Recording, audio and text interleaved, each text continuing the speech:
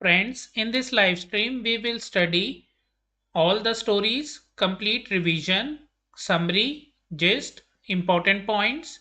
So this is part 1 of the 3 videos. In the first video, I will cover all the stories. In the second video, I will cover all the poems. And in the third video, I will cover all the question answers from this book. So let's start. It's Chapter 1, A Letter to God. Summary, important points to remember. A summary, the story, A Letter to God, is written by G. Zdel Fuentz. He was one of the greatest novelists of his time. Len Cho is the protagonist of this story. He was a hard-working farmer. His house was located at a low hill in a valley. From this height, he could behold his fields and the river flowing. He was expecting a good harvest, but the field needed a downpour. Len Cho had been looking at the sky since morning. He told his wife at dinner time that it is going to rain today. During the meal, big drops of rain began to fall. Very soon his field was full of rain, but suddenly the rain turned into a large hailstone. It hailed for an hour. It looked as if it were covered with salt. Not a leaf was there on the trees. His corn was totally destroyed. The soul of Len Cho's was filled with sadness. He said that they would all go hungry this year. All through the night, Len Cho thought only of his one hope, the help of God. He believed the eyes of God see everything, even what is deep in one's conscience. He would not let them die of hunger. The very next Sunday, Len Cho went to the post office and wrote a letter in the name of God. He wrote, "God, if you don't help me, my family and I will starve this year. I need 100 pesos to sow my field again and to live until the crop comes." He addressed the letter to God, affixed a stamp on the envelope, and put it into the mailbox. A postman and the postmaster laughed heartily, but in order not to shake the writer's faith, the postmaster decided to answer the letter. He collected money from his employees and friends. He contributed some part of his salary, but he could collect only 70 pesos. So he put all the money in an envelope and addressed it to Len Cho, putting a signature, God. The next Sunday, Len Cho reached the post office somewhat earlier. He was very much confident of help from God. Immediately, he opened the letter and found the money. But he became angry at finding 100 pesos. He remarked that God could not make such a mistake of sending him less money. Immediately, Len Cho went up to the window.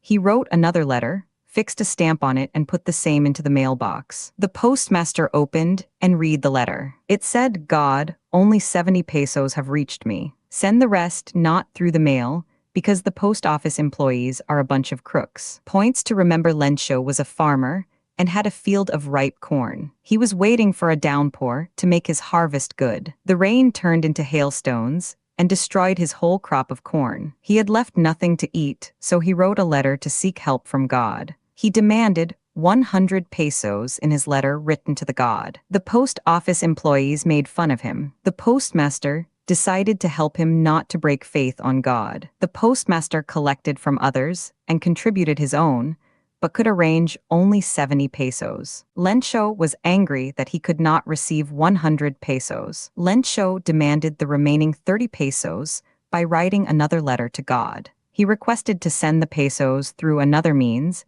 as he believed that post office employees were a bunch of crooks. In Chapter 2, Nelson Mandela, A Long Walk to Freedom. Gist.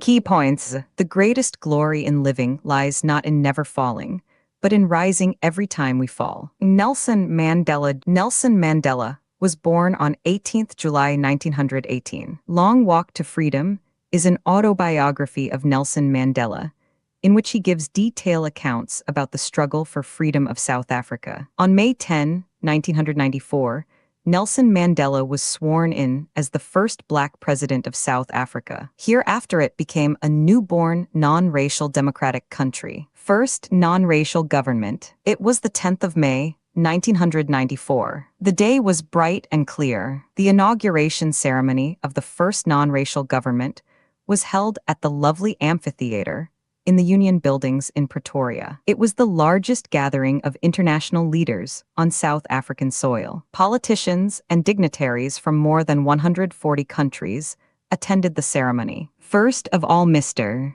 de Klerk was sworn in as second deputy president. Then Thabo Mbeki was sworn in as the first deputy president. Then came Mandela's turn. He was sworn in as the first black president of South Africa. Mandela's speech. Mandela spoke how for decades South Africa was the seat of white supremacy. Now the presence of all people confer glory and hope to newborn liberty. The blacks who were considered as outlaws not so long ago were hosting the nations of the world on their soil. Their victory over apartheid was a common victory for justice, peace, and human dignity. Political freedom had been won. Now they would work hard to liberate all their people from the bondage of poverty, deprivation, and diseases. Never would South Africa again face the oppression of one by another. Impressive display of jets. Then there was a spectacular display of jets. South African jets and helicopters roared in perfect formation over them in the sky. It was also a demonstration of the military's loyalty to democracy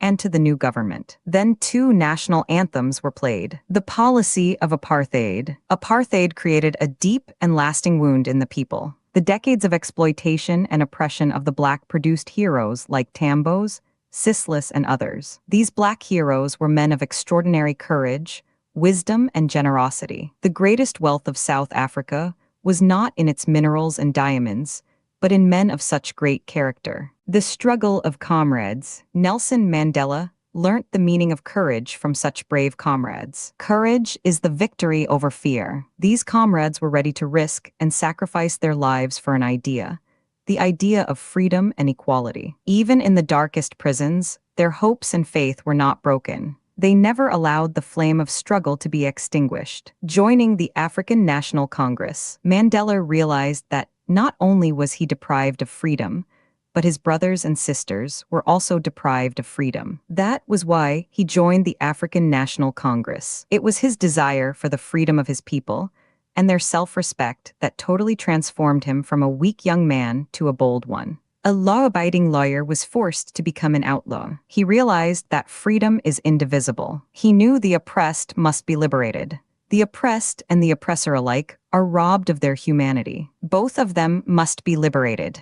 Key points. On 10th May 1994 was Day of Freedom for South Africa. Swearing-in ceremony was being held in Union Building in Pretoria, and first non-racial government took the charge. Nelson Mandela gave speech on the victory for justice, peace, and human dignity. Mandela pledged to liberate his people from poverty, suffering, and discrimination. A colorful show by jets and helicopters to show military's loyalty took place. Singing of 2 national anthems, the old Nkosi, Cyclo by the whites, and the new Die Stem by the blacks. A new system that recognized the rights and freedom of all people was formed. Mandela remembered and thanked great freedom fighters Oliver Tambo, Walter Sisulu, Chief Lusulai, Yusuf Dadoo, and others who sacrificed their lives for the freedom. A man has twin obligation towards his family and towards his country. According to Mandela, freedom has many aspects, like for a kid it is to run and play,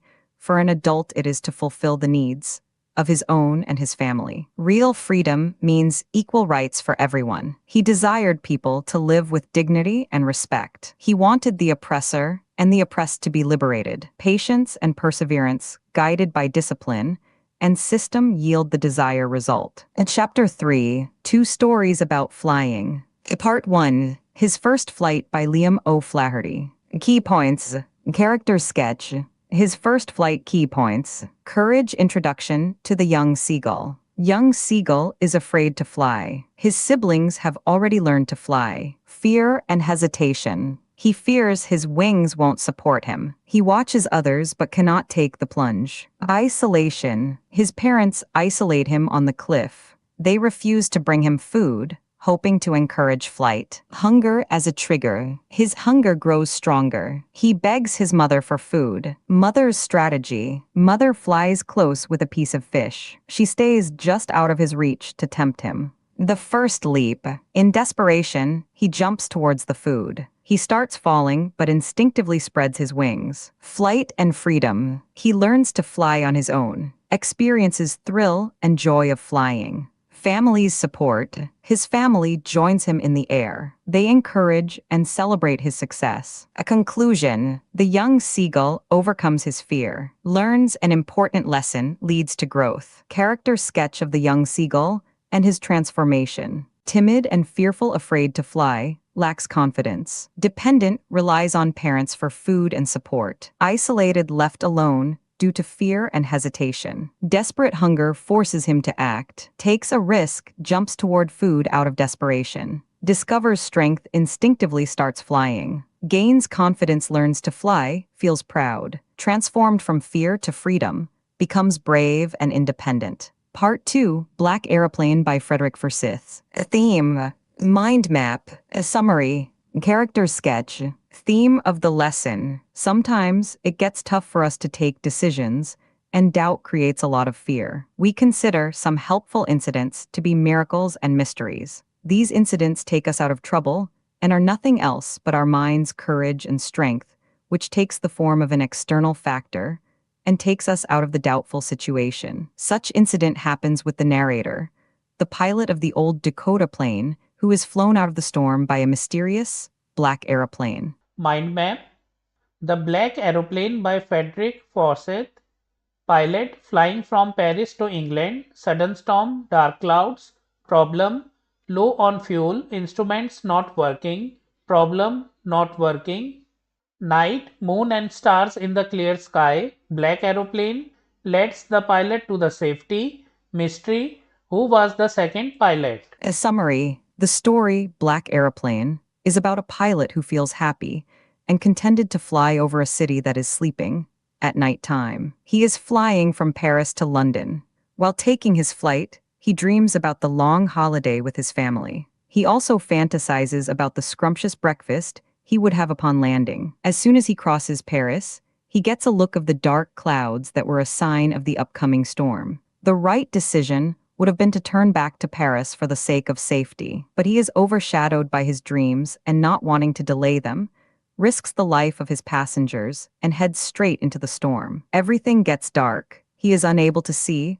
All his direction instruments stopped functioning, and he lost control of the plane. When all hope was lost, he saw another plane whose pilot was more than willing to rescue them. The author was panicking, as there was very less amount of fuel left. The anonymous pilot guided them out of the storm and disappeared as soon as they saw light. Upon landing, when he asks the lady in the control room about the other pilot, he is left in shock when she says that his was the only plane in the sky. Character sketch of the pilot. Frederick Forsyth, the narrator, was a licensed pilot. He was returning to England in his old Dakota aeroplane while flying over France. He was happy to fly to his hometown. He was a devoted family man. While flying, he was daydreaming about spending his holiday with his family. He was also eager to have his much-awaited English breakfast on reaching London. So, he wanted to arrive in time for breakfast. When the storm clouds began to form in the sky, he was roughly 150 kilometers from Paris. Although he had less fuel,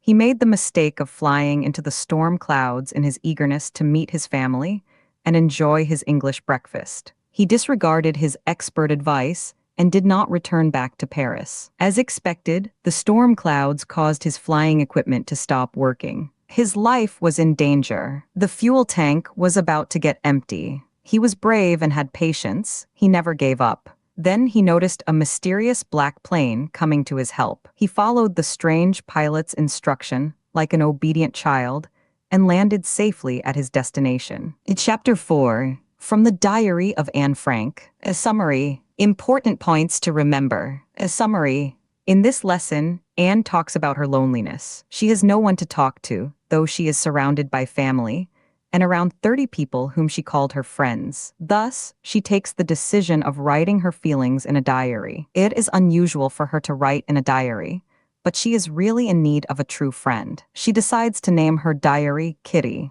Unlike other people, she is not going to mention just facts in it. She starts with writing her background to make it easier to understand for anyone who reads it later. She describes her family and early childhood when they all migrated, her early schooling. After giving a brief account of her background, she comes to the present day where she tells us about the result day. Everyone in the class is nervous about his or her result, and boys are even making bets. Anne was quite sure about herself and her friends. She had a good relationship with all the teachers, except her maths professor, Mr. Keesing. Mr. Keesing was constantly annoyed with her for her talkativeness. He started giving her punishments in the form of essays on weird topics such as chatterbox, to which she replied with full wit. She wrote essays that were funny and explained that this was a trait that she had inherited from her mother, and now not much could be done about it. He kept on giving her essays until she wrote a satire. After that third and last assignment, Mr. Keesing never pointed her out for talking.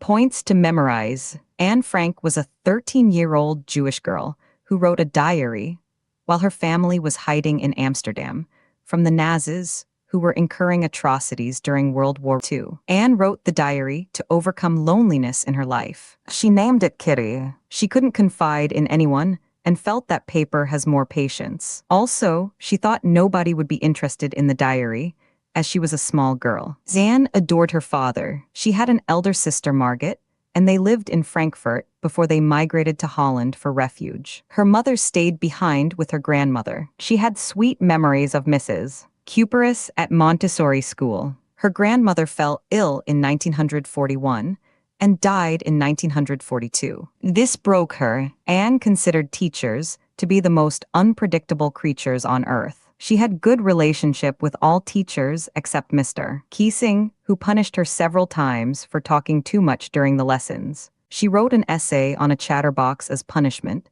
saying that talking was a student's trait and she inherited it from her mother. Again, as punishment, she wrote an essay on an incorrigible chatterbox. Then she wrote an essay on quack, quack, quack, said Mistress Chatterbox. Her friend San helped her write it in verse. It said that Father Duck beat the 3 ducklings as they quacked too much and made them deaf. Mr. Keesing took the joke in the right way and didn't bother Anne for talking thereafter, and didn't give her any extra homework. Chapter 5, Glimpses of India Part 1, A Baker from Goa. A summary. Main points. The lesson begins with how narrator's elders often recall the time when Goa was under the rule of the Portuguese. They talk how the importance of bakers is still maintained in their villages even after the Portuguese have left. They are known as paters in Goa. The mixers, molders, and their time-tested furnaces continue to serve the people of Goa with their famous bread loaves. It is possible that the original ones may not exist, but their profession is being continued by their sons. The thud of their bamboo stick can still be heard in some parts of the village. The same jingling thud would wake the narrator and his friends during their childhood days, who would go running to him without brushing or washing their mouth properly. It was the maidservant of the house who collected the loaves, while children sorted out the bread bangles for themselves. Bakery products have importance in the culture and traditions of Goa. Bal or sweet bread is a part of marriage gifts.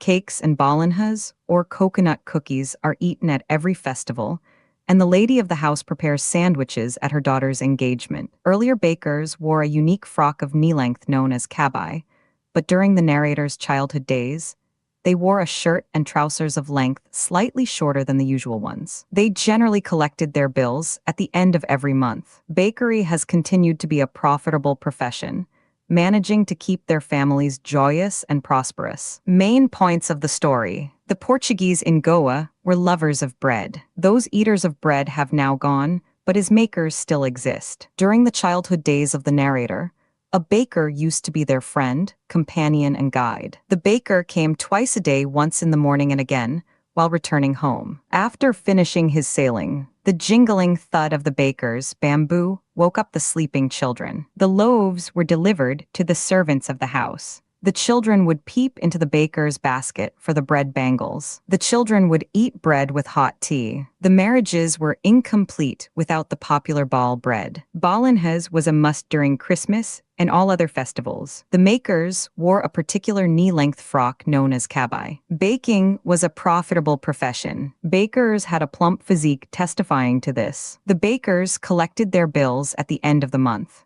Part 2, Korg. A summary. Main points. The writer describes the hill station of Korg, located in the Western Ghats in the state of Karnataka. It is located midway between Bangalore and Mangalore. The suitable time to visit Coorg is from September to March. The place is famous for coffee plantations and spices. There are abundant rainforests which cover 30% of the area. The Corgi men are brave warriors who are permitted to keep firearms without a license due to their trustworthiness. The women of Coorg are pretty. Coorg is also known as Kodavu and the Kodavis, though are Hindus by religion, but their customs differ from those of mainstream Hindus. They marry within their communities. Kodavis are said to be of Greek or Arabic descent. Some soldiers of Alexander's army settled there. Also, as the ethnic dress of the Kodavis, kufiya is similar to the Arab garment kufiya. It is said that maybe their ancestors were Arabs or Kurds. The river Kaveri originates from Coorg. The fish named mahasir is found in the river. Many animals and birds like kingfisher, langur, squirrels, and elephants can be spotted along the river. Tourists relax in the serene atmosphere and also enjoy adventure sports like river rafting, canoeing, rappelling, mountain biking, rock climbing, and trekking. While trekking on the nature trails, animals like macaques, Malabar squirrels, langurs, and slender loris can be spotted on the trees. The major tourist attractions are Brahmagiri Hills, Nisargdam Island, and Bailakup Tibetan settlements. Coorg gives visitors a feel of India's diverse cultures. Main points of the story. Coorg is situated between Mysore and the coastal town of Mangalore. It is called the land of rolling hills. Coorg is inhabited by a proud race of martial men, beautiful women, and wild creatures. It is the smallest district of Karnataka. Coorg is the home of evergreen forests, spices, and coffee plantations. September to March is the most pleasant season for the tourists. During this period, weather is perfect and the air breathes of coffee. The people of Coorg are fiercely independent people. They are possible of Greek or Arabic origin. It is said that a part of Alexander's army settled there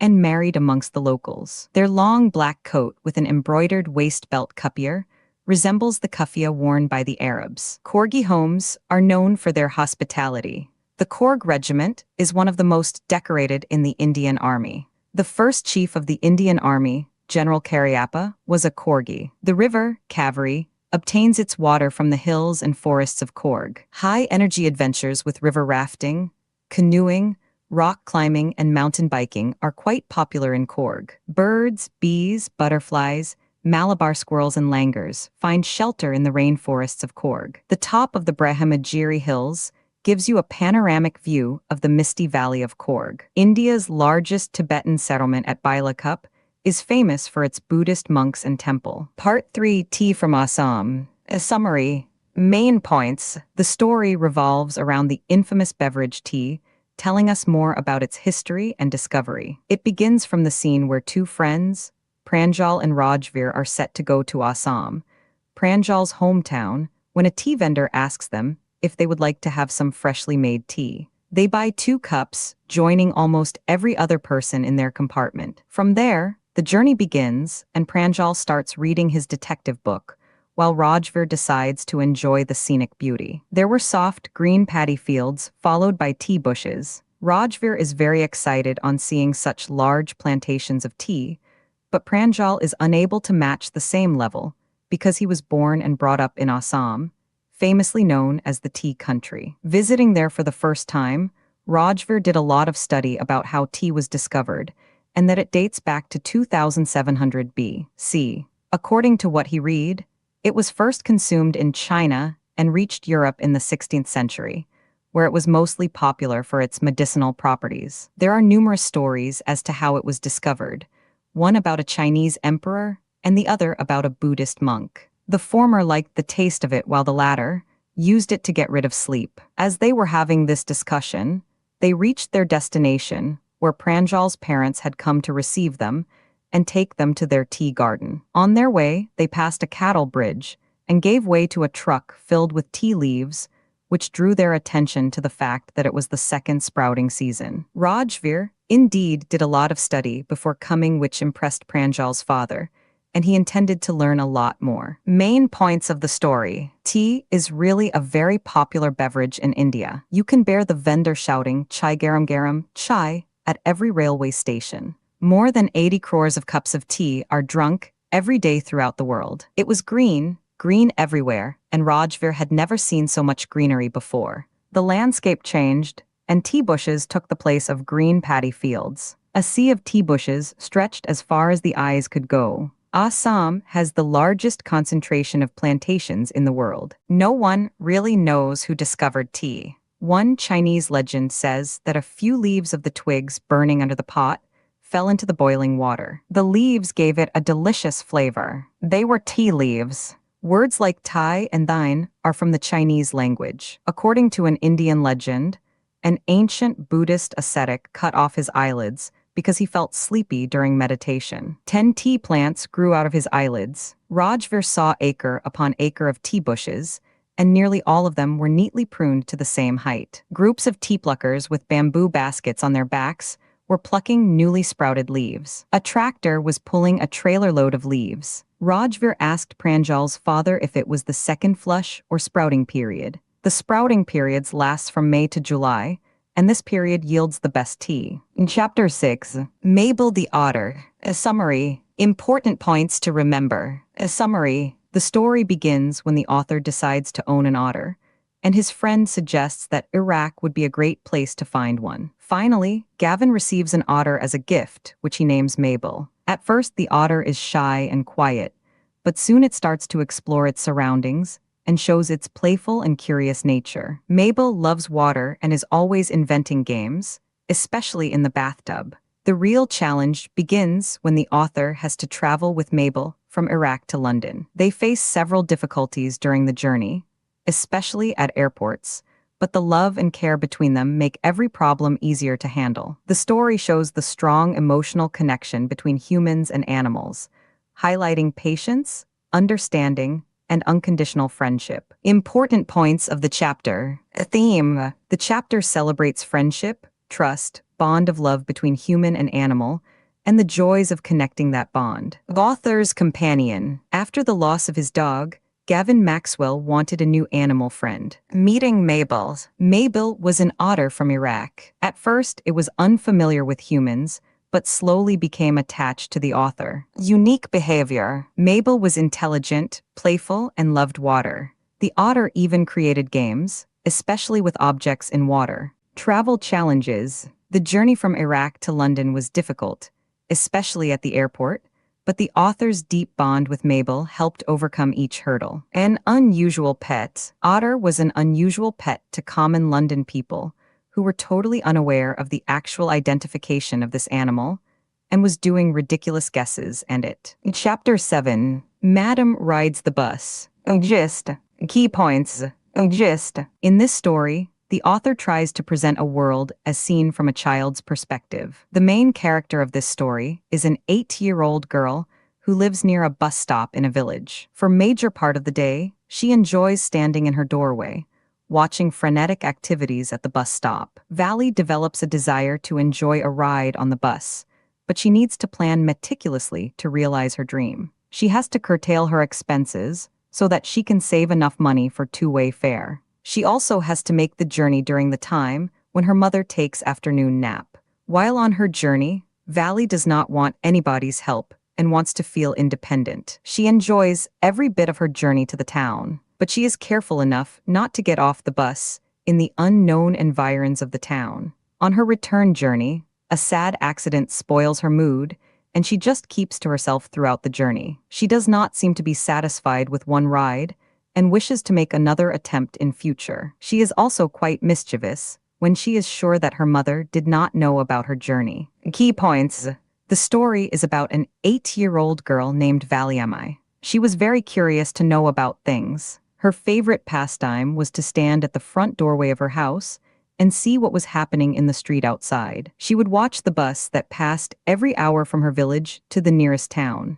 She developed a desire to ride the bus. This became her deepest desire. Valley found out the details of the bus journey by listening carefully to the conversations between her neighbors and regular bus users. She came to know that the town was just 6 miles from her village, and the fare for the bus journey was 30 paise one way. The trip took 45 minutes. Valley planned her visit to the town. She saved 60 paise for the fare. Finally, One day she took the 1 o'clock bus to the town. Valley was very happy to have got into the bus. On the way to the town, Valley saw a cow running right in front of the bus. She clapped as the cow kept on running towards the bus, despite the continuous honking by the driver. Valley did not get off the bus when it reached the town. She also declined the offer of a cold drink by the conductor. On the return journey, she saw the same cow lying dead by the roadside. This unpleasant sight made her very sad. The bus reached the village at 3:40. She ran straight for her home after getting down the bus. Her mother did not come to know about her journey. In Chapter 8,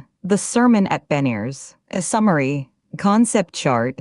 Key points. A summary. Sermon at Benir's begins with the background of Gautama Buddha, who was born as a prince named Siddhartha Gautama. After encountering the harsh realities of life, old age, sickness, and death, he renounced his royal life in search of truth and enlightenment. Upon achieving enlightenment under the Bodhi tree, he gave his first sermon at Benir's. This marked the beginning of his mission to teach people how to overcome suffering. In this sermon, Buddha tells the story of Kisa Gautami, a woman whose only child had died. Overwhelmed with grief, she wandered from place to place, begging for medicine to bring her son back to life. People thought she had lost her sanity, but one wise man guided her to Buddha. Buddha listened to her and asked her to bring a mustard seed from a house where no one had ever lost a family member. Eagerly, she searched, but every household had suffered the loss of someone.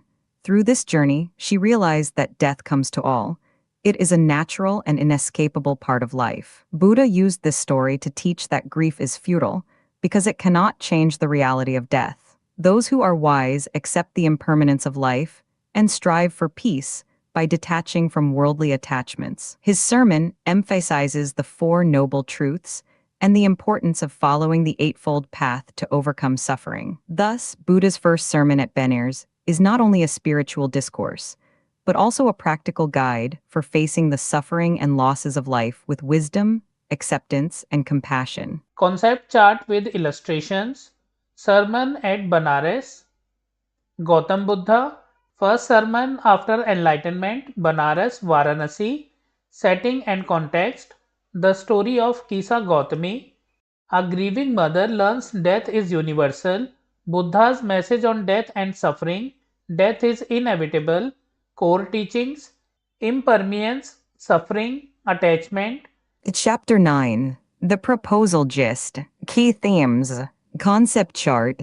Gist. First characters. Stepan Estepanovich Chubyukov, Natalia's father, who is often distracted and doesn't pay much attention to the arguments between the other characters. Natalia Stepanova, a young woman who is also nervous and can be argumentative. Lamov, a nervous, anxious man who wants to propose to Natalia. Second, Lamov's proposal. Lamov visits Natalia's house to ask for her hand in marriage. He is very nervous and tries to make the proposal, but instead of directly asking her, he keeps talking about things like property and dogs. Third, the argument. Lamov and Natalia argue about trivial things like whose dog is better and which of their estates is bigger. This takes up most of the conversation. Both get angry over these small issues, and the proposal gets lost in the arguments. Fourth, confusion and misunderstanding. Every time Lamov tries to propose, there is more arguing. They get sidetracked into arguing about their family's land and animals, instead of focusing on the main issue, marriage. Fifth, conclusion. Finally, Lamov is so frustrated that he almost faints. But then, after some more back and forth, Natalia agrees to marry him, though she doesn't fully understand how it all happened. The chapter ends with the couple getting engaged, but their relationship seems full of conflict and misunderstanding. Key themes. Miscommunication. The characters are so focused on small details that they miss the bigger picture. Silliness of social conventions. The play shows how people often argue over unimportant things, which can lead to confusion and missed opportunities. Concept chart. Concept. Details. Author, Anton Chekhov. Genre, one-act farce comedy. Main characters. Lamov, nervous man, wants to propose. Natalia, argumentative. Chubyukov, Natalia's father. A setting, a drawing room in Chubyukov's house. Main plot, Lamov comes to propose marriage, but arguments interrupt the proposal. Lamov arrives to propose. Argument about land. Key events. Argument about dogs. Lamov faints. Engagement finally agreed. Miscommunication. Themes marriage as a social contract. Trivial conflicts. Tone humorous, sarcastic, dramatic. Ending they agree to get married but keep arguing. So friends, we have completed summary, gist, important points of all the stories from class 10th, subject English, book First Flight. In part 2, I will discuss all the poems. If you like the video, kindly like, hype the video and share it with your friends. Also subscribe to my channel and press the bell icon to receive new video notifications. We will meet in the next video. Thank you for watching.